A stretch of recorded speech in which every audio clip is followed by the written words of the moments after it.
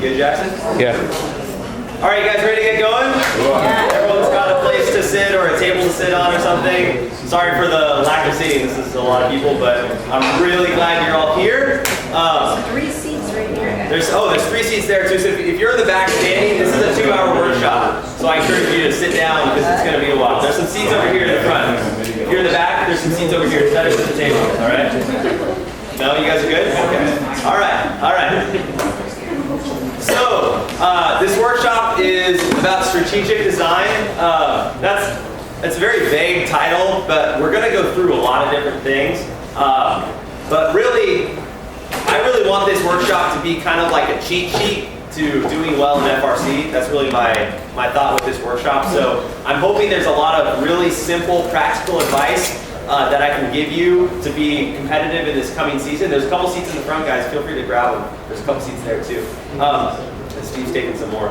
But here's the thing. You may not agree with everything I'm saying, but hopefully you can at least appreciate the feedback I'm giving and some of the basic tips that I think could really help you take your team to the next level. And it's just stuff that I've observed over the last, I'll get into how old I am in just a second here. So actually, no, I won't. I don't have my introduction slide. So basically, my name is Mike Rossetto. I am the lead technical mentor for 1678. This is going to be my 15th year in FIRST.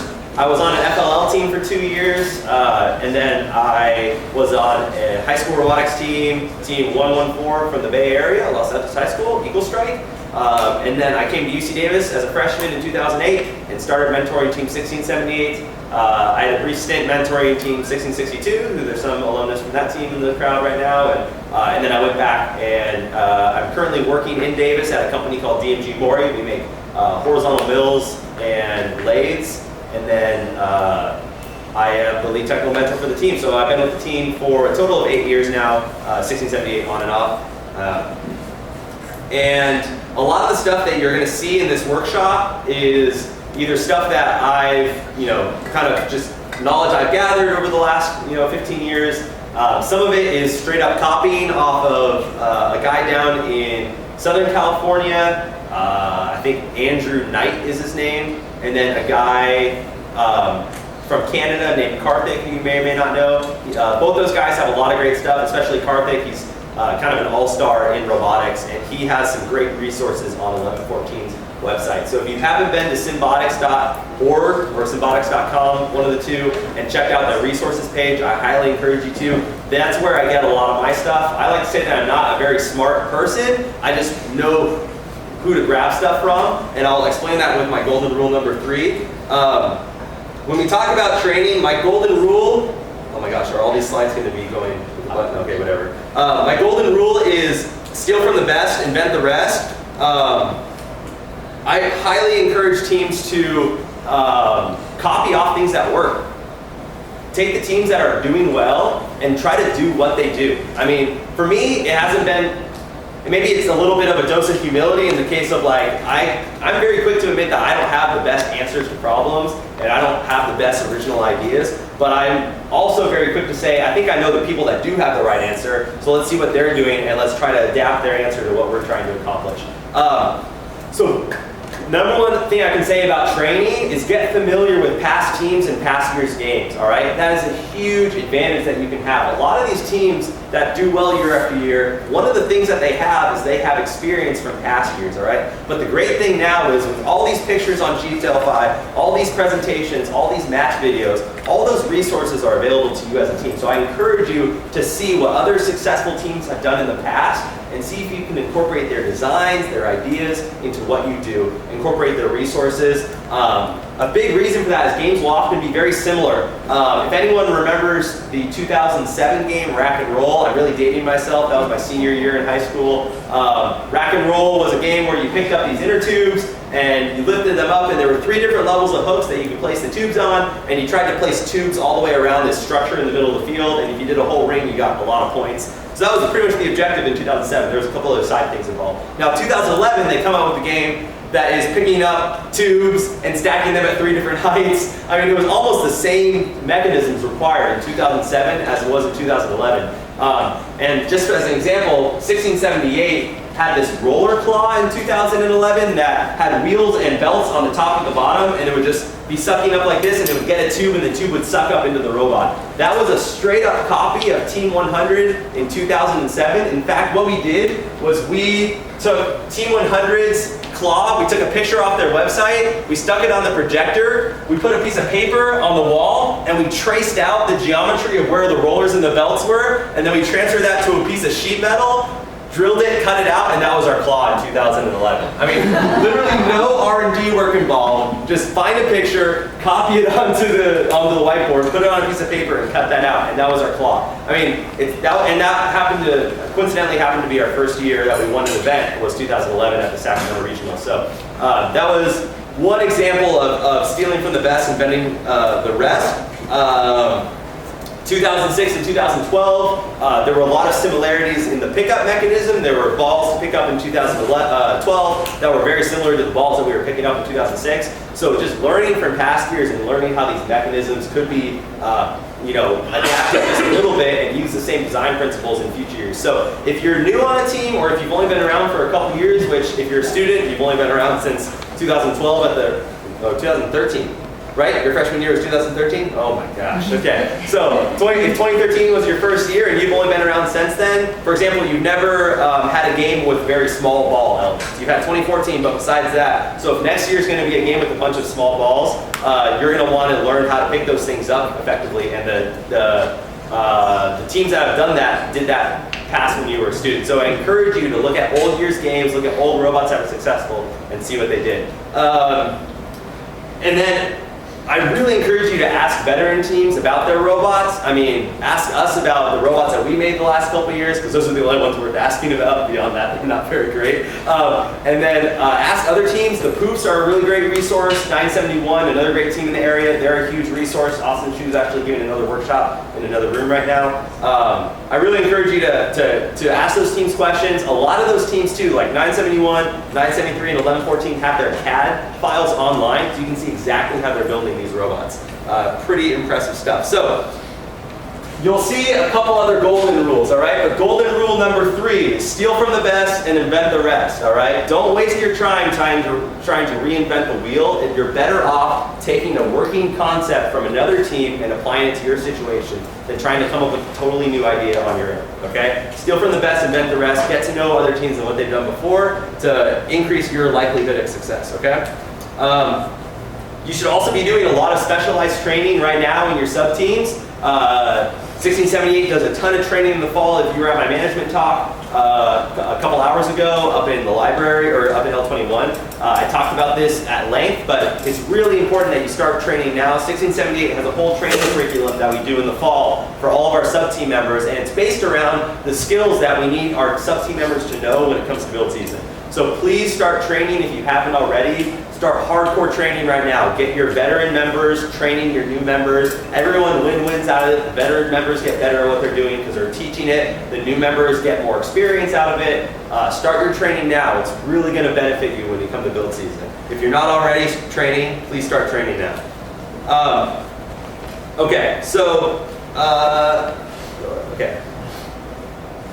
a key part of strategic design is doing a really good job analyzing the game, all right? And this is probably, besides the training, which I think a lot of teams don't do as much as they should, I think analyzing the game is one of the points where a lot of teams drop off. And it can be for a number of reasons. But it's really important that you know, first off, the game rules inside and out, okay? The first thing that 1678 does at kickoff is we do a rules test, all right? Every student has to pass the rules test before they go on to any other part of our kickoff discussions. Okay? It's critical that you know the rules. I gave this analogy yesterday at my workshop, but not knowing the game rules and not having your team know the game rules is like playing a game of soccer where your team doesn't know that you're not allowed to hold the ball with your hands, right? And you go up versus a team of soccer players that know how to play the game, right? What's the first thing that you're going to do? Someone's going to kick the ball over to you. You're just going to pick it up and run at the goal, right? And you're like, this is great. They're not getting me. They're not even trying to grab the ball. Why are they not grabbing the ball? You throw it in the goal, and does the goal count? No, right? Because you're not playing the game of soccer. You're playing some other game that you just made up because you don't know the rules, all right? It's really important in FRC that you know the rules and that your team knows the rules. If you don't know the rules, you're going to be building towards the wrong challenge. So please don't make that mistake. Make sure you know the rules. Make sure your team knows the rules. I think, unfortunately, a lot of teams will like designate a rules expert. That is the person that knows the rules. Don't do that. Everybody needs to be a rules expert, all right? If not everyone on your team is a rules expert, they're all going to be building for the wrong game. They're going to be building for the wrong challenge, all right? You don't need one rules expert. You need a whole team of rules experts, all right? So test them on the rules. Keep updated with the rules. When game updates come out, try to update the whole team on things that are changing in the game. Really important stuff to do, okay? When you're analyzing the game, try to do after you've gone over the game, after everyone's passed the rules test, all right, in the beginning of your brainstorming discussion, make sure that you've analyzed every method of scoring, okay? Every method that you could possibly put points up on the board. Some things that may not actually stand out, like in 2008, you got points for just driving around in laps.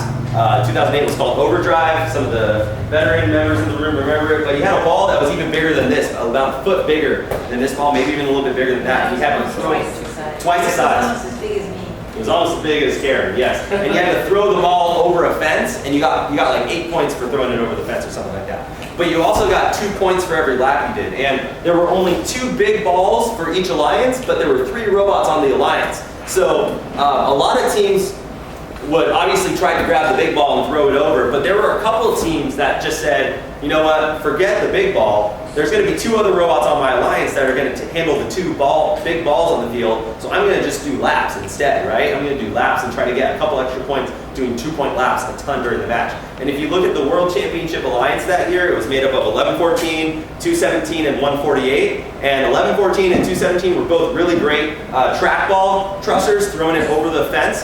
But 148, all they built was a little 9-sided robot with 3 swerve modules and a little flag sticking up. That was it. That was it. And it just went and it just kept doing laps the whole match, racking up those few extra points. And that's what bumped them over some of the competition in 2008, was having that different way of scoring that was still valid, and it had a role in the alliance. So make sure you don't shortchange any method of scoring, and you've evaluated all the different scoring methods. Another thing that's just as effective as scoring is preventing your opponents from scoring. So this year was really weird. So let's try to take this year, all right, load it up, and then erase it from your memory, all right? Because I'm hoping nothing like this happens again, all right? The fact that, like, you could in 2012, if anyone remember the 2012 game, what was the game called? Rebound Rumble, right? And you were picking up those basketballs and shooting them into the hoops, right? And there was that kind of a mild barrier in the middle of the field, right? There were teams that were effectively winning because they would send one robot over to the other side of the field to pick up all the basketballs and just shoot them over to their offensive players, right? And then the offensive players on the opposing alliance are starting to drive around, and they're like, wait a second, there's no balls for me to pick up. What's going on? What's going on? And it's because the other team thought ahead, and they're like, well, let's try to prevent them from scoring instead.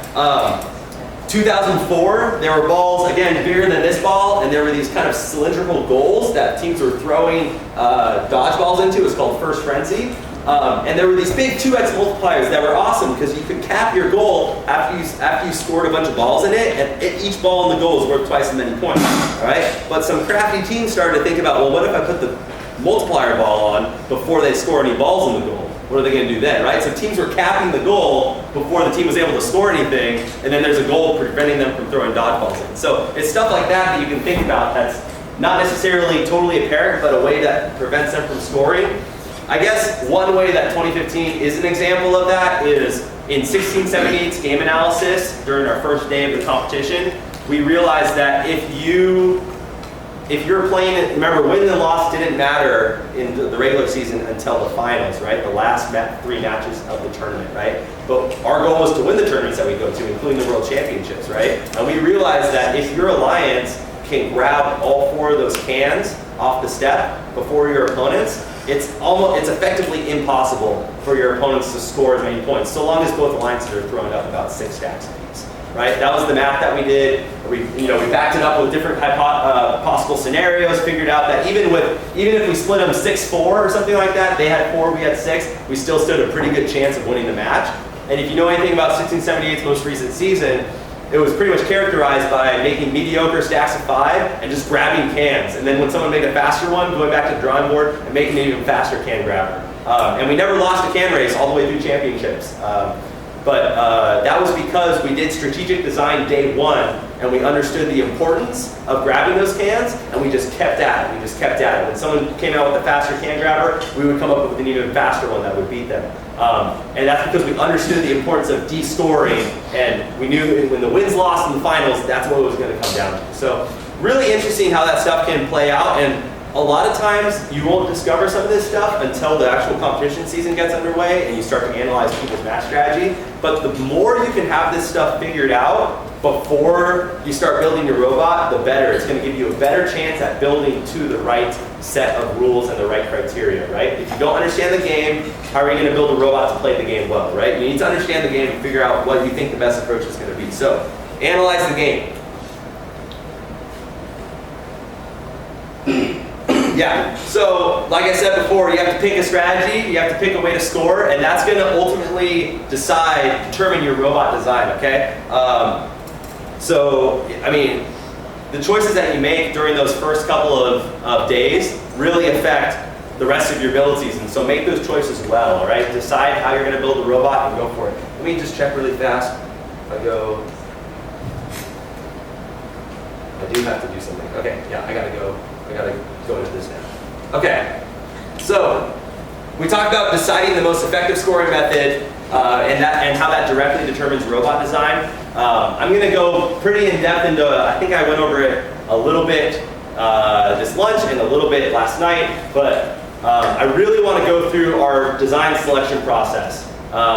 Sophia knows about it, all my team members know about it because they went through it last year.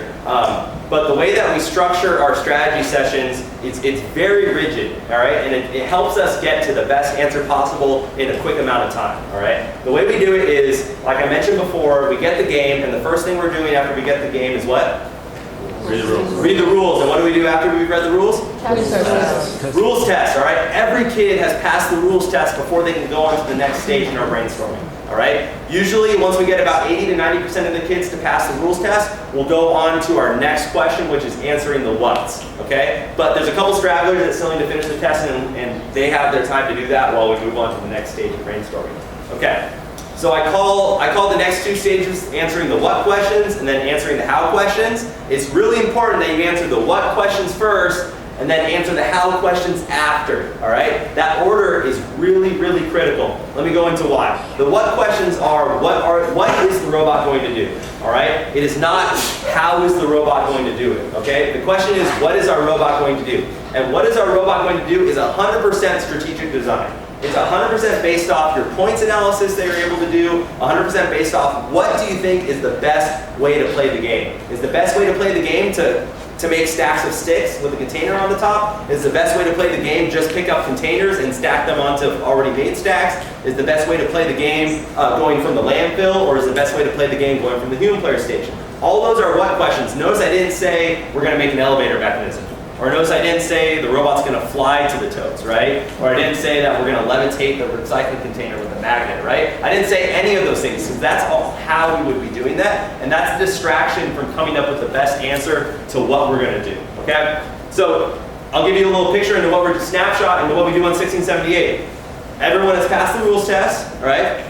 Then we give every student a pencil, a piece of paper, and a half hour, all right? And they come up with their best answer to what is our robot going to do, all right? And then not only what is our robot going to do, but justify it. Why do you think that's the thing that our robot should be doing, okay? So things that they might be doing, they may just write out a list of bullet points, like here are the things that I think our robot needs to be able to do. It needs to be able to make a stack of 6 with the recycling container on top. It needs to be able to push noodles into the landfill zone to take those points away from the opponent. And it needs to be able to stack totes from the landfill. Okay? Let's say those were my list of requirements. You could go one step further, and a lot of our students do. Some of our students will draw out. We'll have a drawing of the field on the whiteboard, and their whats will be.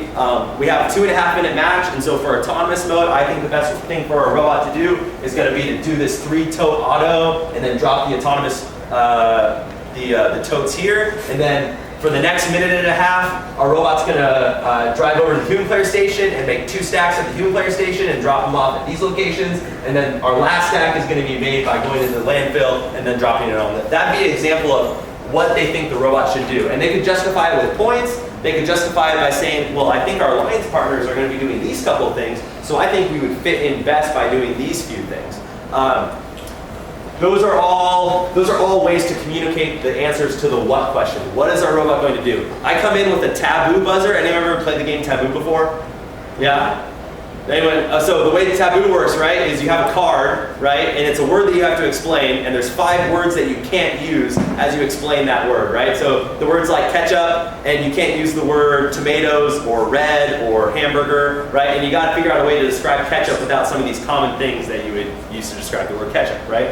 Best game ever. Best game ever. It's a lot of fun, great team builder, whatever. It's an awesome game. Now, I have this taboo buzzer, and I'm listening to students as they describe their answers to the what question. And the minute someone says, I'm going to use a claw to grab that, I buzz them, right? Or I'm going to build an elevator to pick up, you buzz them, right? Because those how answers, those answers to the how question of how is the robot going to do it, does not matter for answers to the what question, all right? And those are, honestly, the mechanisms are a distraction at this point, okay? It's going to distract you from getting to the best answer to the what question, okay? The what question is, you have to decide what your robot's going to do first, okay? Answer that question first and foremost. I'll give you an example of how this can really benefit you. Who's around in 2014? Raise your hand if you're around in 2014, okay? So you got a lot of points in 2014 by making those 3-point cycles, right? Or making those 3 robot cycles. You got 40 points for that cycle, right? So we're looking at it and we're like, well, shoot, you know, not only is it a lot of points, but what's the #1 thing that affects your ranking besides win losses? Assist points, right? So we're like, well, we need to have a lot of assist points to differentiate ourselves, right? So we built that robot around being the midfielder, right? Around being the robot in the middle of the field. We built it to take from other robots, we built it to throw to the human player, and then we built the, you know, then we had the human player giving it to the last robot. And we came up with that cycle on day 1 of first robot passes to us, we take it into the middle zone, we throw it over the fence, and we give it to the last robot, and then that last robot takes it and puts either in the low or the high goal, right? Notice in that strategy, we're not going over it's a catapult, or it's got rolly grabbers, or it's, you know, holding the ball this high or that high. None of the how questions are answered there. It's just, what's the robot going to do? Well, we think the best thing for the robot to do is play that middle position, right? And be there to get the ball from the first robot, and be there to throw the ball over the truss to the human player, because remember, we read the rules and we determined that you can throw the ball to the human player, right? And then the human player takes the ball and puts it in the last robot, and that's going to be a really effective way to run our cycle. We show up at our first regional that year, Inland Empire, right? And the first time we throw the ball from our robot to our human player that was waiting on the other side of the truss, we have like 3 teams coming up to us and you can't do that, man. You can't throw the ball out of the field like that. I'm like, show me the rule that says you can't do that, right? I mean, it was 100% legal, and by the end of the season, that's what everyone's doing, right? 100%. Everybody's throwing the ball diagonally over the truss of the human player, right? But we came up with that strategy day 1. And how did we do that? It's because we answered the what questions first. We didn't get distracted by the how questions, okay? Answer the what questions first and foremost. Figure out your best strategy first, and then build a robot to that strategy, okay? Cannot emphasize that enough. After we've answered our what questions, then we go to the how questions. How is our robot going to complete this task? Now, by the time the what questions are over, the team as a whole has come up with maybe between 7 to 10 criteria, okay? 7 to 10 things that the robot needs to be able to do for that year's game, okay? For example, this past year we came up with the robot needs to be able to stack a recycling container on top of 5 totes. It needs to be able to drive over the bump. It needs to be able to grab cans in autonomous from the step. It needs to be able to, it was, you know, a whole laundry list of things that it had to be able to do. But the thing with making a list of what things that your robot needs to do is there's inevitably going to be a lot of things that you don't put on that list, okay? Things that we didn't have on the list. We had on the list, must be able to stack totes from the human player. We did not have on the list, must be able to stack totes from the landfill, all right? We did not think the landfill was going to be what we needed to do to win championships. And so we said, forget it. We're not going to add in that complexity of trying to collect totes from the landfill. We're just going to take totes from the human players. And so we never diverted from that. We never stacked a single tote from the landfill all season. I mean, it just wasn't what our robot was able to do. And we made that decision day one, actually day two technically, and then we never diverted from that. So when you're going into the how section, the whole team, before they start coming up with ideas on mechanisms and how to accomplish this, they have a list of criteria.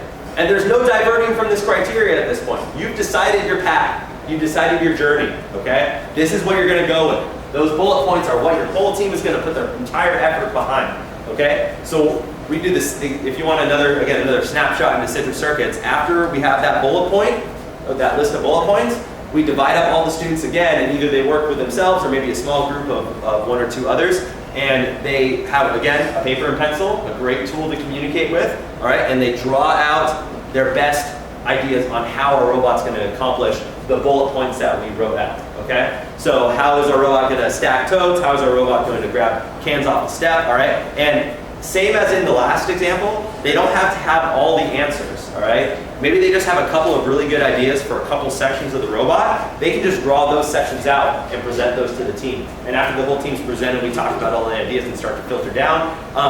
But another caveat with that next section of the hows is I'm again over here with my taboo buzzer, right? And whenever a kid starts to discuss an idea that is beyond or outside of the bullet points that we listed, we buzz them, right? Because the time for discussing those things is over, all right? We are focused on that bullet point list and nothing else, all right? So if they start talking about, for example, us last year, if they start talking about, well, and I thought this mechanism would also be really good for stacking totes out of a landfill, buzz them, right? Or I thought this would be, a great time to do stacks of 6 instead, buzz them, right? Because it's not where we're at right now, okay? That's not the time for those ideas. We've already made the bullet point list. We're all going in a certain direction, and we're not deviating from that.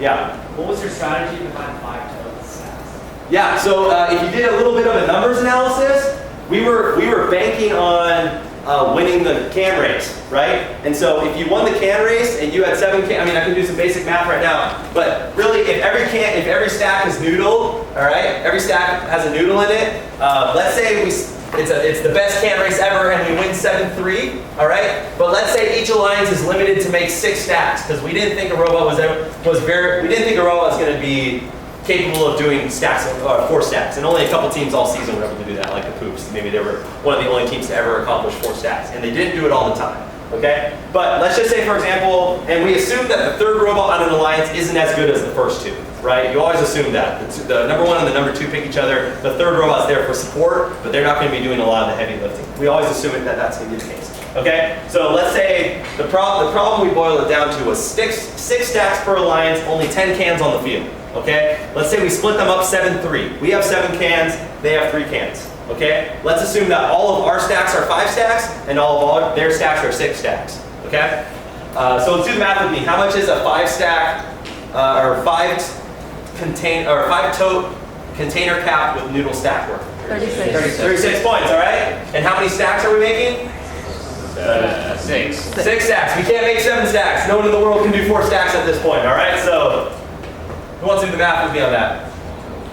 216. 216? Thank you for either having a calculator or being good at mental math. All right. So let's assume that the other alliance is really good at making stacks, and they can make stacks of 6. They're better than us at making stacks. We've already sacrificed making 6 stacks. We're only making 5 stacks. So how much are their cap stacks worth? 42. 42. How many of those can they make? 3. 3, right? Because they only have 3 containers now. We won the race, all right? 42 times 3 is equal to what? 126. Now, is that all the points that they can get? No, what else can they do? Just uncapped stacks of totes, right? So let's assume they can make 3 more full stacks. How many more points is that total? 36. 36, right? Because that is going to be 3 stacks times 12 points per stack, all right? So now we had 36 for the score. What do they have? What? 62? 162? 172. All right. Now let's also assume that they have the best autonomous mode in the world. All right. They're able to get the 20-point yellow set. They're able to get the 8-point can set, and they're able to get the 4-point robot set. How many more points is that worth? What? 32. 32. Okay. Let's add 32 here. Let's go down now. Right. What's that equal to? 162, Mike. What? 162. Sorry. You got 194. I don't know math. All right. What's this? 194. 194. Who just won the match? You did. We won the match. We won the can race and we won the match. And that was all we need to know. We're like, all right, well then we just have to win the can race. What? Exactly. And make stacks of 5. Yeah. How can you guarantee your alliance partner can crash cans as fast as? Well, okay, so originally we had a 4-can grabber. So originally the kids know. So if you haven't seen that yet, you saw the video of it, right? It was a big 20-foot bar made out of sheet metal that weighed about maybe 15 pounds. And it had 4 hooks on it, and all the hooks would come down, engage all 4 holes, and we'd pull all 4 back at the same time. It took about a second. And then we saw 3310's video where they're doing it in less than half a second, and we're like, so, I mean, Sophia probably gets like PTSD every time she hears about this, because she was on the team with Amelia, and they spent six and a half weeks designing those wings, and then the minute we saw 3310, we picked up the whole thing, took it out the robot, put it in the trash can, and started over from scratch, because everything that we had done was a waste of time, because it wasn't the fastest in the world at that point. So, and then cheesecaking happened, right? And then we were able to cheesecake our alliance partners and still get all 4. So, that's a short answer, I guess. But we had assumed that we were just going to grab all 4 with our big wings, and then that wasn't going to happen. Okay, so that's a little breakdown on one example of points analysis. Now, we had a lot of other spreadsheets and stuff like that honestly kids just came up with that day. It wasn't like it was super formal. We don't always do like really in-depth number analysis. Sometimes you can get too caught up in that stuff. So that was my little what's in my house talk, all right? I really encourage you, if you don't have something structured like this, it doesn't have to be exactly what I just said. But what I've said has worked for the couple of teams that I've worked with, and it really helps us dive in and get the right answer to the right questions, all right? And come up with a good strategy first, and then come up with a good robot that we know is going to play towards a good strategy. Because we thought exclusively about the strategy first, after answering the what question, and then we've come up with a robot that's designed only to the strategy that we determined to be best. A lot of times teams can get distracted by coming up with a really cool design, like I said, but it doesn't play to the game. So it's really important that you have the right steps. I mentioned this before, but understanding the ranking system is also really important to success. So when you're coming up with a strategy, make sure you keep the ranking system in mind, okay? Because 2014, for example, we built our robot around assist because we wanted to rank first, okay? In 2015, we actually did build our robot to rank very high, and that was in part because we saw the finals as being more important than the qualifications. Frankly, like we built our robot. Finals is a different game than qualifications is in Recycle Rush, and we built our robot to win the finals, not win qualifications. Okay, so that's the reason why we ranked okay. I think we ranked first at Central Valley, but we were 3rd at Sacramento and 2nd at SVR, and because we weren't playing to optimize ranking, we were playing to optimize our finals performance and beat anyone else in the finals. Like I said, if you got the cans and you were a decent stacker, you win the match, and that's what we were banking on the whole season. So, a very weird year. It was a very weird year. So please don't assume it's going to be like that ever again, because I really hope it isn't. When you're going through, okay, so this is in the what's, okay? When you're going through the what's, it's really important to realistically consider how difficult something is versus the points that are awarded, okay? Consider, for example, is what we're going for worth it? They say what's the most cost-efficient way of scoring? So I think a great example of this where teams got off track was 2013. Who was around in 2013? Ultimate Ascent? Okay, so there were a couple ways to score in Ultimate Ascent. One way was throwing frisbees in. You got bonus points in autonomous mode. But what was like the big challenge that year? The pyramid, right? Climbing the pyramid, right? That was difficult, okay? That was really tough, all right?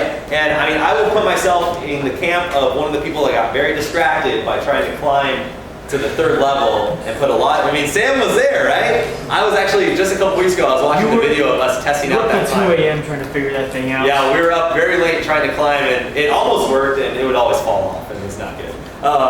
So we did not really evaluate how difficult that task was versus the points that we got back from it. And some teams kind of got left in the dust. I remember, I think a couple teams would build a robot with no drivetrain, and all it was designed to do was for a 2-minute match climb up those poles all the way to the top. But they got left in the dust when they started seeing other teams easily shooting 3 or 4 cycles with frisbees, right? And they're like, whoa, whoa, whoa, you can do that in one match? You can score 4 cycles of frisbees in one match?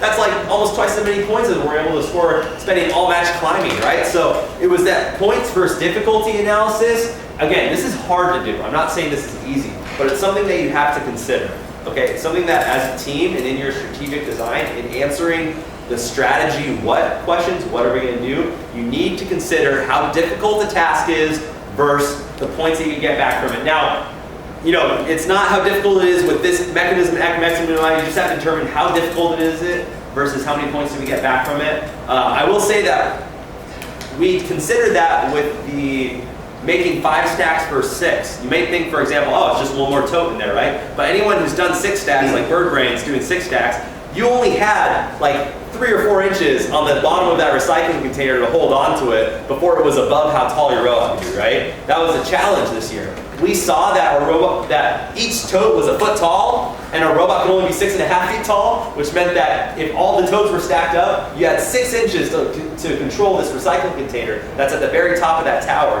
And honestly, we were just like, forget that. That is way too hard. We do 5 stacks, and we get 1.5 foot to grab a container. That is way more real estate that we can use to hold on to this thing. And again, it's like, we didn't get into the details of how we would hold on to it. It became really clear to us that 1.5 foot is much more than 6 inches. Let's make it easier on ourselves and just do 5 stacks. Everyone kind of sees the reasoning there, all right? It's not perfect. I'm not giving you like the exact formula for how to determine how difficult something is, but just try to analyze it and figure out if you're doing a fair analysis. I mean, if you're just telling yourself, oh, no problem, we're gonna pick up 7 discs in autonomous mode, we're gonna throw them all into the goal, we're gonna climb up the top of the pyramid, we're gonna do it all. It's gonna be a no-brainer, right? Maybe you're not clearly evaluating how hard each of the challenges is, okay? And we're gonna actually go over that in a little bit. Another thing to consider too is preventing 10 points is just as valuable as scoring 10 points, which we determined in this analysis model, right? And actually we determined that preventing points was even more valuable than being able to score a lot of points with your stacker. If you could prevent those containers from getting to the other side of the field, you had a really good shot at winning. That's the math that we did. We went through a lot of different scenarios, and we just liked the way that the scenarios looked with us getting either 6 or 7 containers after auto, and we just went headfirst into that scenario. And this kind of goes right into the simplicity, knowing, working within your limits, building within your capabilities, all right? This is another place that people just get really lost in the season, is they're not fairly evaluating the capabilities as a team and building towards that, all right? Not everyone's gonna be a 254 or an 1114 or a 971. We are not a 254, 1114, 971. Our robots are very janky. They're held together with duct tape, zip ties, and surgical tubing, all right? That's just, our robots aren't really nice. And so we know our capabilities aren't that of a 254 or a 1114. Like 254 and 1114 throwing up 4 stacks a match, I'm like, oh my gosh, that is amazing, right? We just don't have that capacity. So we have to choose that, we have to make hard choices and limit what we're gonna do in order to be successful at what we want to do. And every team has to do that. Every team has to have an eye on simplicity and be like, you know what, I think we're able to make stacks. I don't think we're able to grab cans off the step, but we can spend all our time making stacks. And there were a couple really successful teams. I think 2085 is a great example. 701 is another great example of guys that put a lot of effort towards stacking and were really successful this year at throwing up stacks, which you guys were. You guys threw up a lot of stacks this year. But it involved making compromises and deciding not to do some stuff in order to be able to do other stuff better, okay? And that's something that as a team, you need to understand what your capabilities are. There's an analogy that Karthik likes to use in his presentations where if you're a team, okay, so I'm a team and I have 30 robot bucks, okay? I have 30 robot bucks to spend, okay? And I have 5 different mechanisms that I'm considering building, okay? 5 different like features or mechanisms or whatever, all right? It is much better as a team that you spend your 30 robo-bucks on 3 mechanisms to make them 10 out of 10 than it is to spend your 30 robo-bucks at 5 mechanisms and make them all 6 out of 10s, okay? You're gonna have a much more successful season, you're gonna be a better alliance player, and you're gonna have a better season building a a master of a couple of tasks rather than a jack of all trades, master of none sort of robot. And that's what you get when you don't make these tough decisions and you decide that you try to do everything. You're not building within your team resources, and you're going to falter at all the things, almost all the things that you go after, and not succeed in any of them. Rather than making hard decisions, deciding in your first couple of days, there are things that we are going to do, and there are distinctly things that we just will not do, and we're deciding now, and we're going to succeed at the things we want to do, and we're going to ignore the things that we don't determine that we're going to do right now, okay? And you're going to find that you're more successful in the things that you decided to do, and you're not going to be distracted by some of these fringe tasks or some of these tasks that you just don't have the resources for. But it hinges on, like we talked about a couple minutes ago, it hinges on sticking to your answers in the what section. It hinges on sticking to those bullet points and not diverting from them, all right? So build simply, better to have a few well-functioning mechanisms than many poorly functioning mechanisms.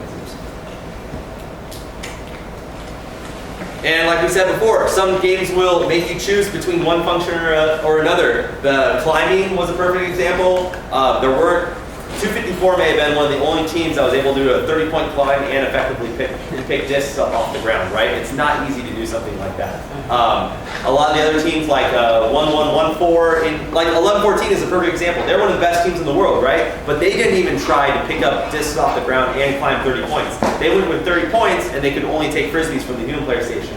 They made a trade-off then, right? And it makes sense that it would make a trade-off because 1114 is mentored by Cartman, so he's going to make a trade-off, right? Because he knows what's up, all right? But you guys need to be like them. You need to come up with trade-offs where you say, I can sacrifice this on my robot's functionality so I can put more of my effort and resources towards the other things.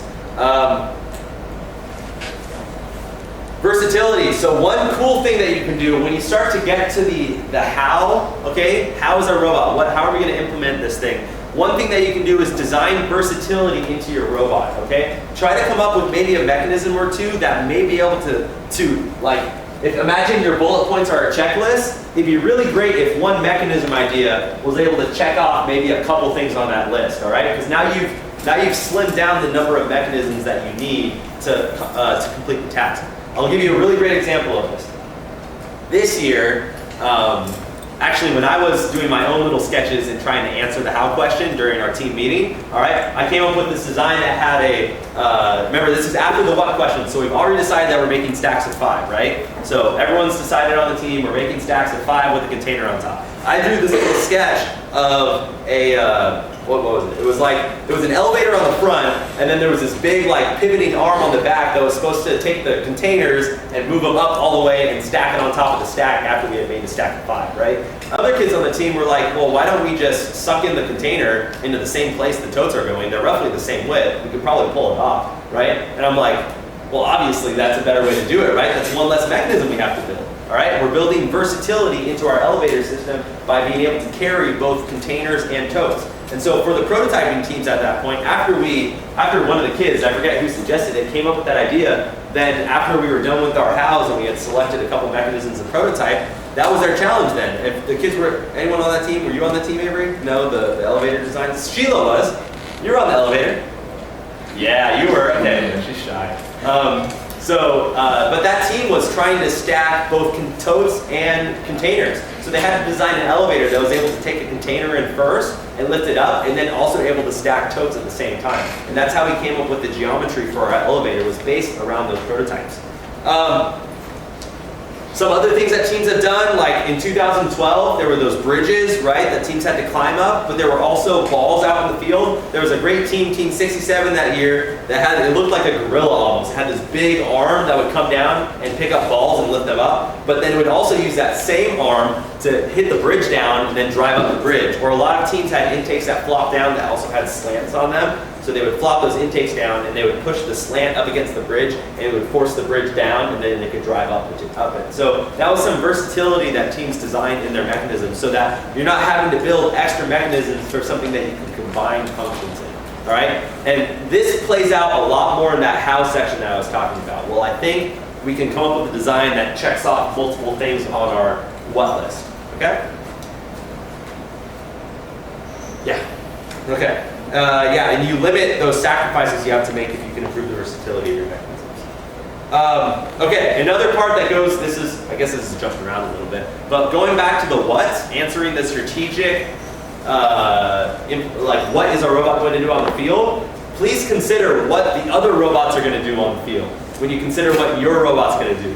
All right? There's great examples of this. Like in 2007, okay, there was these tubes on the field. I talked about it before. You're hanging them up on these hooks, and there's this big structure in the middle where the hooks are at, and you're hanging the tubes up, right? But there was a second challenge in what they called the end game, which we didn't have these past couple years. Not really. But there was an end game where if you can lift up your two alliance partners 12 inches off the ground, you got 30 points per robot. And I think if you lifted them off 4 inches, you would get 15 points per robot. But kind of what it came down to is you had these role players. Is you would have a team that either built their robot to pick up 2 other robots off the ground, or that you would see teams that built their robot to hang tubes. All right. So that year, what we determined, or we had to go through some strategic design and figure out, well, are we going to build a robot to stack tubes, or that's going to lift up other robots? Because we're probably not going to be able to build both. All right. So we had to do some.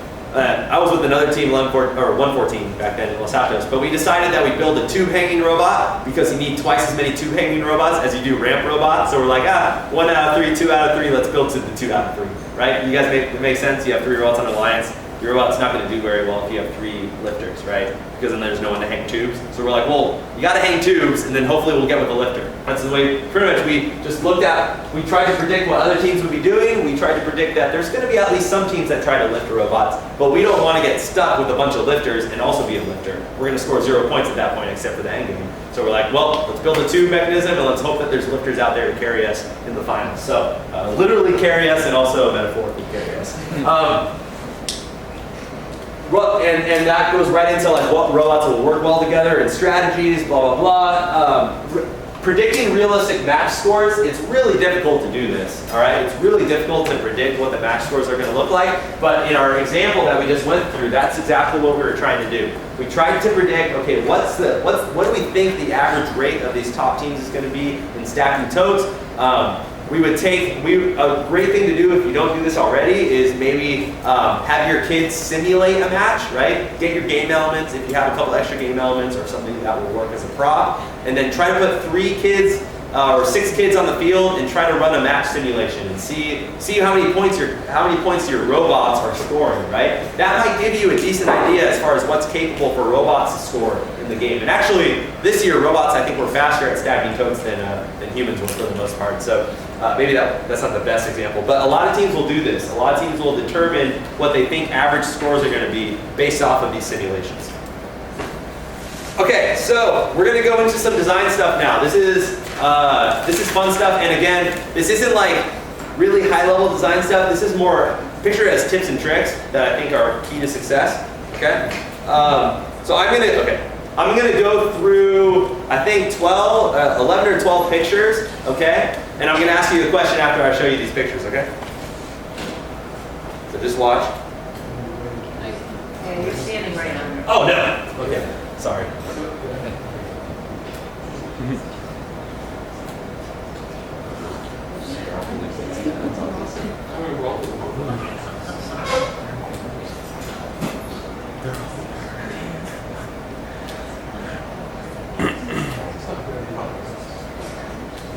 Okay, so can anyone tell me what do they notice that's the same between all those robots? They're all blue. Oh, you guys are on it. So normally when I give this presentation, the first answer I get is they're all blue. So, so you guys are actually paying attention. So yes, they're all using what's commonly referred to as a West Coast drive, but more importantly, they're all using 6 or 8 wheel drivetrains. Okay, every one of those robots. All right.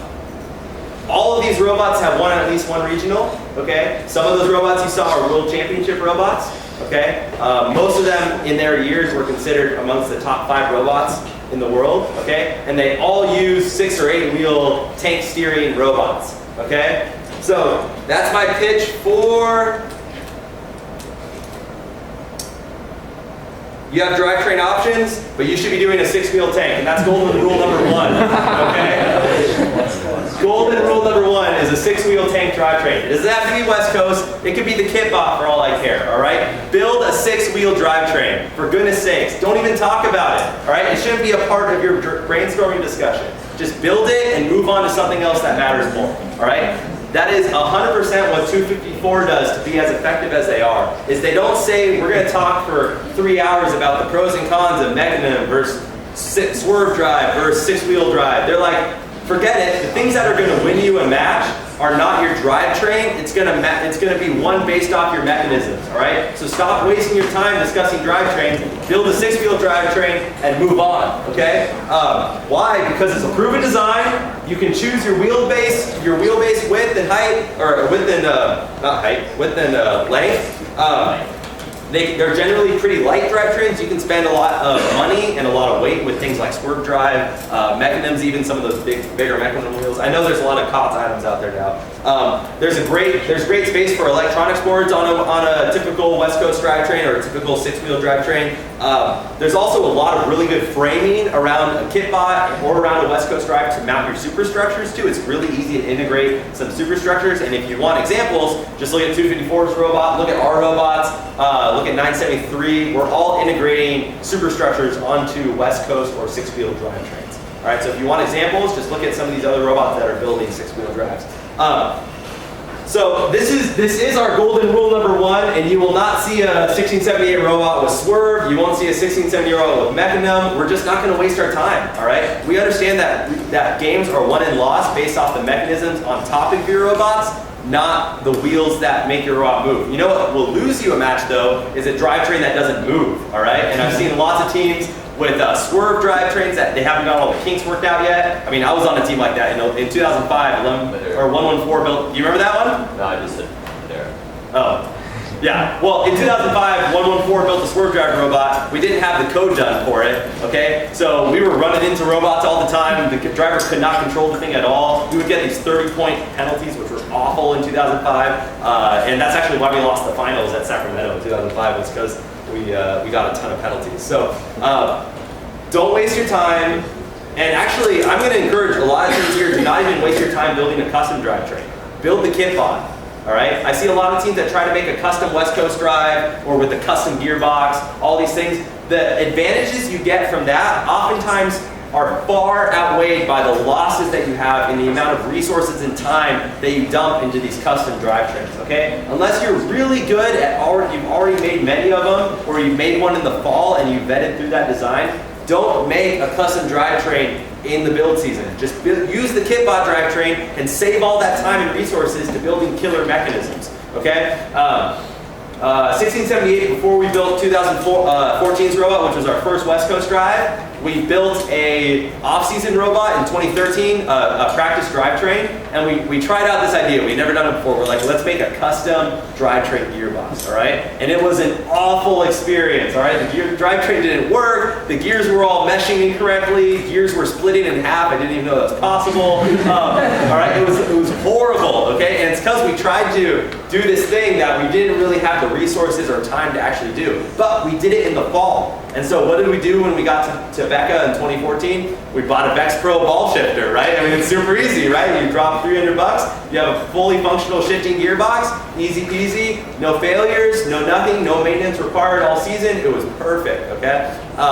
And we learned that in the fall. But if you're going into build season, you're like, guys, we've never done it before. I know moving is the most important thing in first, but let's risk it all and build a custom gearbox, right? It's a terrible idea. Terrible idea. Don't do it, all right? I highly encourage you, even if you've been making custom drivetrains in the past, maybe they haven't worked out as well as you were hoping, I would go back to using the kitbot, okay? I really would. Because the kitbot is going to give you the ease of assembly. It's a perfectly robust drivetrain with very few failures and and you can even do, they call it kitbot on steroids, so make a couple small improvements to make it just a little bit better, but you're still not shifting, you're still going single speed, blah, blah, blah. Those aren't going to be the things that make you do well in competition. The things that make you do well are going to be the mechanisms on top of that drivetrain. It's just an easy, reliable drivetrain that takes an afternoon to build, rather than 2 weeks to design, manufacture, and put together, and it may still not even work. Yeah? Pardon my ignorance in public goods that ever quote, what's a West Coast drive? I'm sorry. I mean, it's becoming more common terminology, but we shouldn't assume that anyone. So a West Coast drive is pretty much where the wheels are on the outside of a rail, and the sprockets or belts are on the inside of a rail, and you have a block in that rail that can tension the sprockets. So I can draw one up because I draw them out a million times every year. So pretty much what we're looking at here is front rail, side rail, back rail, okay? Typically you have your gearbox in the middle, but it doesn't have to be, all right? And then you have typically 6 wheels, so this is our 6-wheel drivetrain, okay? Wheels are on the outside. Sometimes you put them on the inside if you're really pro. But then the chain is over here, okay? And you got chain going over here, and you got chain here, you got chain there, and you have a shaft going through the middle, all right? Shaft going through the middle. The sprocket's on this side, the wheel's on this side. If you want examples, that robot is a good example, and our 2015 is also running West Coast Drive. It's called West Coast Drive because 254 and Team 60 back in 2003. That was the first year that it was running. I think 2003, maybe 2003. I'm not that old. Okay, so that's golden rule number 1. We're gonna see, there's one more golden rule that's coming a little later on in the presentation, all right? What's golden rule number 3? Steal from the best and invent the rest. Steal from the best, invent the rest. Golden rule number 1? 6-wheel tank, all right, great. And you may not agree with me, but too bad.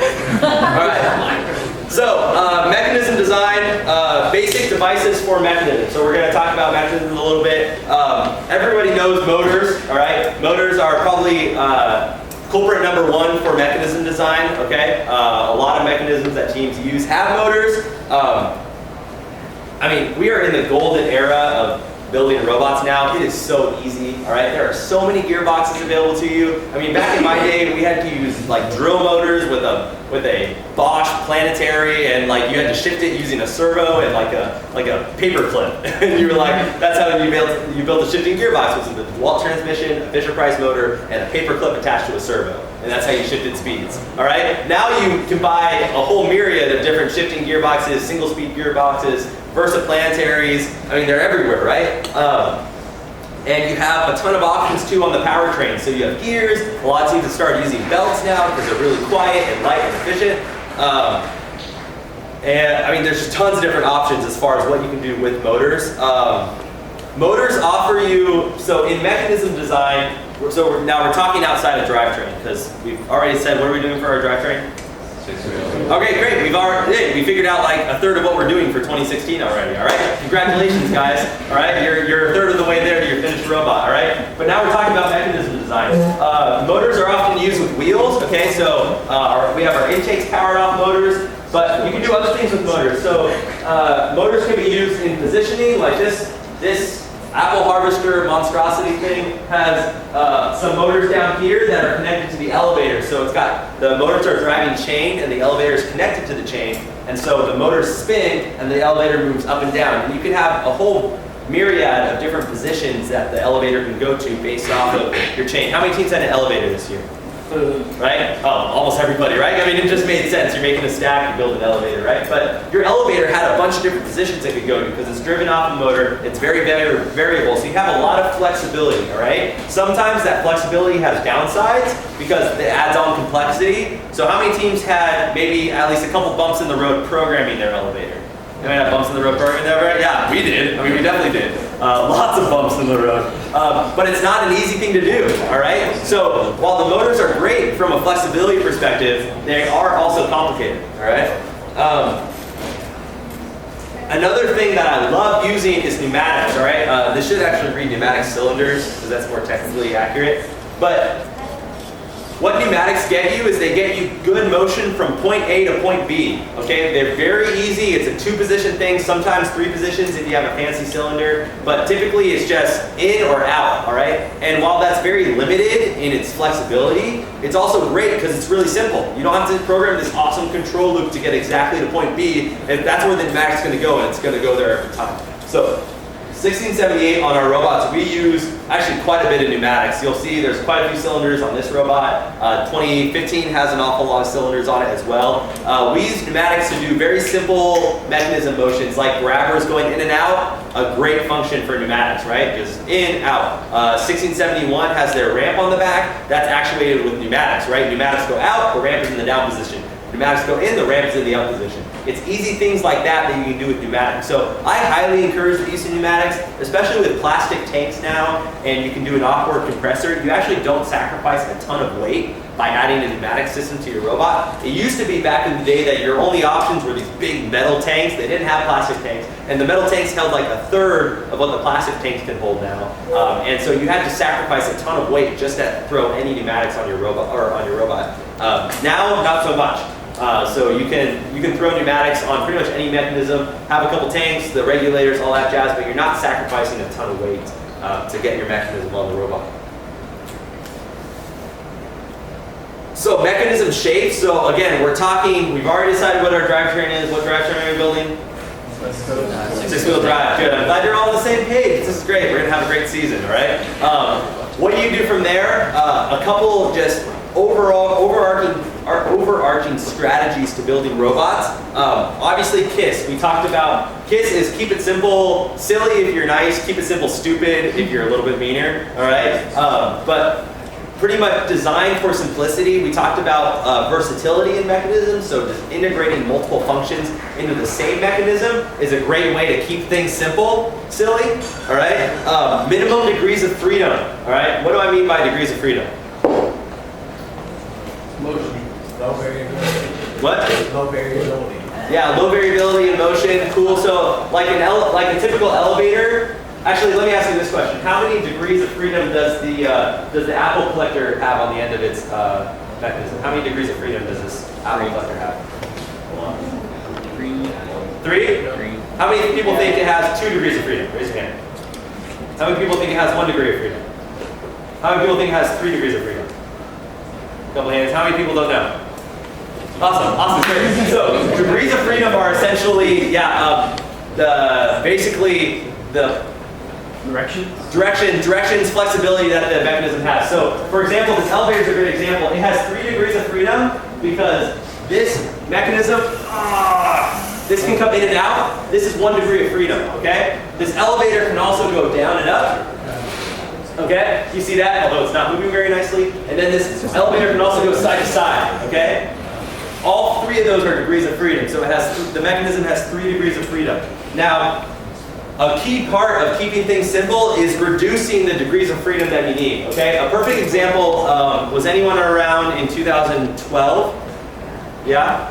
Okay? So there were teams in 2012 that would build, 2012 you were shooting these basketballs into the hoop, right? And quite holding balls up high, and they would stop really fast. The robot would go like, whoa, whoa, whoa, and then fall on its face, right? That's because its center of gravity, when it had a ball in its gripper, was fairly high, and it could get knocked over, all right? That was one way that our 2014 robot was actually really advantageous, is if you look, 90% of the robot is like below the 1.5 foot mark. All right, you see it's a very low robot, low catapult, low intakes, all that stuff. Whereas there were other robots that year that were 5 feet tall. And while those may have been good robots, they had an issue with their center of gravity. And they were a little bit more unstable because of that. Unless they're Spartan robotics who can flip themselves back up. Unless they're Spartan robotics that flip themselves back over after they've been knocked over, yeah. These are cool like that. 971 is the exception, all right. Another thing that you can do, even if you're building a tall robot, okay, remember, it's not, center of gravity isn't determined by the average height of your robot. That doesn't determine your center of gravity. It's the average of the location of your mass. Okay? So a lot of teams, what they'll do is even if they build tall robots, they'll build their robots to have the mass down low. What are some ways that you can design your robot with mass low? Motors on the bottom. Battery is probably the heaviest item on your robot. Sticking that at the bottom. Don't stick that 3 feet in the air. All right, we know that. Okay, great. What else? Motors. What? Motors are probably the second heaviest thing on your robot. Okay. Air compressor on the bottom. And air compressor on the bottom as well. But if you're, especially when it comes to mechanism design, keeping all your gearboxes and motors lower is better. So if you look, a lot of teams, their elevators were driven by Sims or mini Sims or other gearboxes, but they were all at the base of the robot and they chained up rather than putting the motors and gearboxes at the top of their elevator, right? They figured, I can drive it from the bottom, I'm going to keep my motors as low down as possible. So even though I have a tall robot, it won't flip over. How are we doing? 508? Perfect. Okay. Symmetry when possible, inside the frame perimeter. So this year, hopefully, we're bringing back a little bit of rough and tumble contact into FRC. That's going to be really fun, all right? But design your robot to have its valuable mechanisms, whatever, inside the bumper perimeter as much as possible so they're not susceptible to damage from either other robots or the field, etc., etc.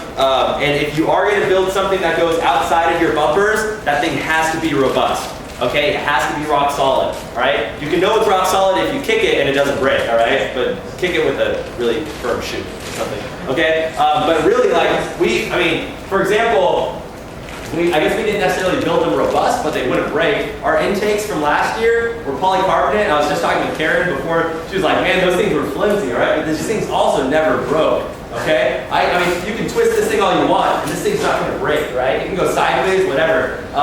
But it got hit all the time at championships, but the thing never breaks because the polycarbonate just takes the hit, okay? And that was something that we did knowing that there was going to be some defense, be some contact, and we thought, well, we should build them something that's not going to get broken. And actually, this robot followed golden rule number 3, which is Steal from the best inventor X. okay, this robot's intake is a straight up copy off of Bomb Squad in 2008, all right? Just look up Bomb Squad 2008, you're gonna be like, hey, that's Citrus Circuit's intake. Well, no, we copied it off of that, okay? Mechanism shapes, robust outside the frame perimeter. This is a fun section. Okay, so we're talking about mechanism design now, right? We're talking about manipulators, we're talking about pretty much everything up from the bumpers, okay? You've already decided that you're building what type of drivetrain?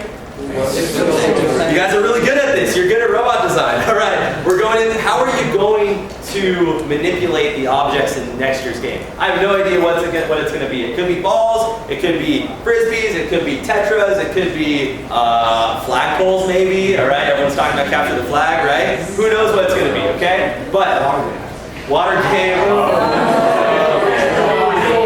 All right. So. When you're talking about the how, or we're talking about the hows, right? We're talking about implementation of designs. It's really important that you answer all of these questions when you're coming up with your mechanism design. Not only just like, okay, perfect example of this sort of process, all right? A lot of teams in 2013, the Frisbee year, okay, Ultimate Ascent, they had pretty good shooters. A lot of teams had really good shooters, okay? They were pretty accurate, they had a wheel, they spun up, they fire the Frisbee into the goal. Awesome, you know what I mean? Great job, you scored 12 points on that cycle, okay? Where did a lot of teams struggle? What? At the human player station, right? I mean, it's almost like half the teams had no idea what a human player station was. They would drive their robot over to this slot, and their robot is like down here, the slot's up here, the human player like says a quick prayer first and then throws a Frisbee out and just hopes it like does a backflip and lands perfectly in the robot. I mean, I couldn't believe how many teams gave almost zero thought into how they were going to get a Frisbee into their robot, right? But how you get a Frisbee into your robot is just as important as how you get the Frisbee out of your robot, okay? You have to go through these stages when you go through your mechanism design. You have to consider how you're going to acquire your game element, how you're going to manipulate it once you've acquired it, how if you're storing that game element, how you're going to store it in your robot, if you have to pick up that game element and put it somewhere else, how you're going to lift it up. How do you actually position the game element when you're either releasing it or whatever, and then how are you finally going to store that game element? Another great example from the inner tube game in 2011 and 2007 is, I'm going to use this pool noodle as a prop because I don't have any other tubes, I don't think. So imagine this is my tube, okay? And I want to get this tube onto, no, I don't want to be outside the frame. I want to get this tube onto this hook, right? And my robot is designed to lift up this tube off the ground. It's laying flat on the ground. It lifts it up, right? It's got this hook that it's going to. It drives over, it drops down, and it lets go of it, right? And it hangs the tube. That's what my robot's designed to do, okay? And actually, that's exactly what 114, the team I was on in high school, that's exactly what we did, all right? But we would run into this issue, all right? We pick it up, that's great, you know what I mean? We're really happy, we got the tube up to where we want it to be, and we had this little claw that would just clamp on the tube, all right? But then as we're driving around to come, we notice this problem where the tube starts going like, all right? And by the time we get to the hook, we're like, what do we do now? You know what I mean? And that's why 100 that year was so good. They had those two belts, all right? So they would pick up the tube, right? And they'd be coming over, and it would do the same thing. The tube would start to go like, blah, blah, blah, and start to go down, all right? And they had those wheels on their intake, so they would just drive the wheels in reverse, and the tube would go, whoop, all right? And then it was in the perfect position to then go on the hook and drop it, okay? So they were able to position their game element by using their intake wheels and spinning them in opposite direction, and it would go whoop, and then they position the tube and score it, okay? So we're gonna go through some of these stages, because some of these stages are really important for you guys to think about in your mechanism design. When you're acquiring an element, your acquisition zone is everything, okay? You need as big of an acquisition zone as possible. What I mean by that is 2015 is a great example of that, okay? There were teams that would try to hook the totes with like a hook on the front of their robot and pick it up, right? Now, how many teams, maybe your team that did that, how many teams would go up to the landfill getting ready to pick up a tote, right? And they'd go in and they try to lift it up and they miss it the first time. They'd go back in, yeah, all the time, right? Miss it a second time. So what was happening there is their acquisition zone, the amount of tolerance that they had to actually acquire the game element was very small. And this driver is trying to catch this, or trying to get this game element with this hook, but he's like 20 feet away. He can barely see through the polycarbonate. There's no way he's gonna do that, okay? I think about games like in 2012, you could either do a long robot or a wide robot, and the teams that picked the wide robot would have a wider like set of rolling grabbers, so they had a wide mechanism, and that gave them a lot more flexibility to grab basketballs. The teams that had, imagine you have to grab a 9-inch diameter basketball, okay, and you have an intake that is 9 inches wide, all right, what's gonna happen? Yeah, you're gonna miss it almost every time you drive up to the basketball, right? Because it's gonna hit one of your sides, and it's not gonna go into the hole, right? But what happens when you increase that intake to like 11 inches, 13 inches, 15 inches? What do you notice? It's easier. It gets easier to grab the basketball, right? You need to increase your acquisition zone, okay? And this is a great point. Can the driver pick up the object 50 feet away from the object without direct line of sight to the object? And in 2012, that actually mattered because there were times where there's a basketball that would be behind the bridge on the other side of the field, and you had to know that there was a basketball there and just drive your robot into that general vicinity, and the robot had the grabbers that would pick it up. But that only was able to be possible if you had a wide acquisition zone. If you didn't have a wide acquisition zone, hang it up. It wasn't going to happen, all right? Another great example I like to use to illustrate how hard it is to be a driver in FRC, okay? So Andrew Neighbors, all right? You have to hit the target, okay? The target is at exit sign, okay? But I'm the one with the gun, okay? You tell me where to aim. I have my eyes closed, all right? You think you're gonna hit me, you're gonna let me hit the target? No, you're gonna be like, I think go up a little bit, but he has no idea where I'm aiming, right? It's exactly what it's like to be a driver, all right? Your robot's on the field facing one direction, you're 30 feet away behind the glass, and you're expected to aim this robot and hit something.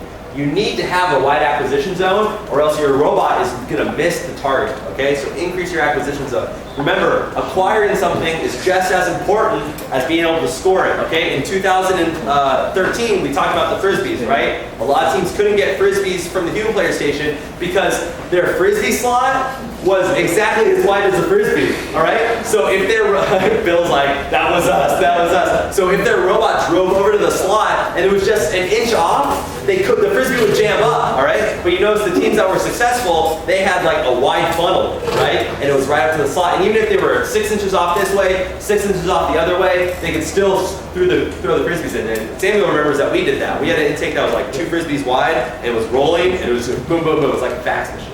It was awesome. So I'm going to golden rule number 2, all right? Golden rule number 2 is rolly grabbers, all right? And I'll illustrate why. Rolly grabbers are great because they're a continuous intake, all right? So for example, our 2014 robot, let's say we're heading over to a trackball and we want to pick it up, okay? We don't turn on the rolly grabbers when we make contact with the trackball. We turn them on 3 seconds before we get to the ball, all right? And they're just spinning, they're doing their thing, having a great time, and the minute they hit a ball, they're like, oh great, I got a ball. Whoops, suck it up, right? And the driver doesn't have to think about timing. The driver doesn't have to think about, okay, right when I hit the ball, I have to actuate a claw that's going to go boom and grab it, okay? So let me go back really quickly because no one said this answer, okay? Okay, I'm going to go through some pictures.